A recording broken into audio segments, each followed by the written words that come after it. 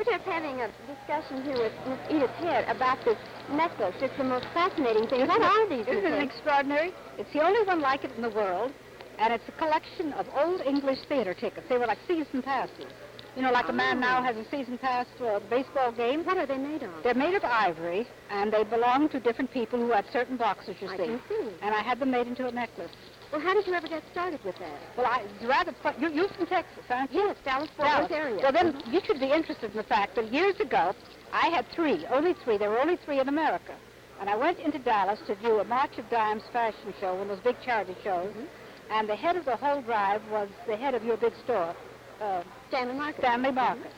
And he admired them, and he said, have you ever found any more? And I said, I guess there are only these three in the whole world. And the next time he went to England, he filled out the thing for me.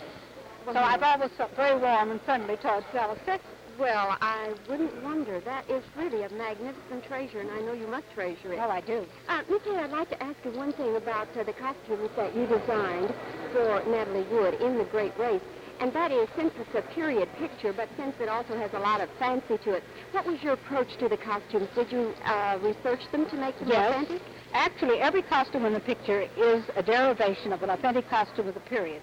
Because since there's a comedy, as you know it is, I don't think you dress people in a funny manner when they do funny situations. The clothes are legitimate and very accurate. Well, and I must say most attractive. How many Academy Awards do you have, Miss Hay? I have 7. And the other people of the press have been making a bet that you're likely to have 8 then. Well, it couldn't be on a picture I like better, because it's been sheer joy working with it.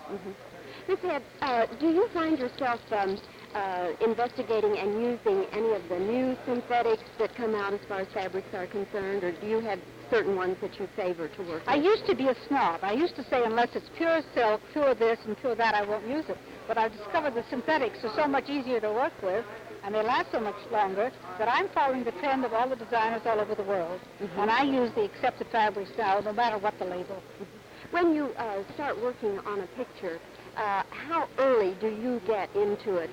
After the script is written, or when do you come into the picture? When the script has been finished, they send it to me, and then the technical department start, like the sets and the costumes. But we nearly always work when the story has been finished. Do you ever find that you have to redo some of them? Of course, because, you know, when they get into a picture, they suddenly find something doesn't work, or they want to add a costume, and that's when you do things overnight, and that's when you have the real hysteria of motion pictures. Miss Head, it's been a lot of fun talking with you, and I know our audiences. And please tell Dallas that I will always remember these, would you? We shall. Thank you, Edith.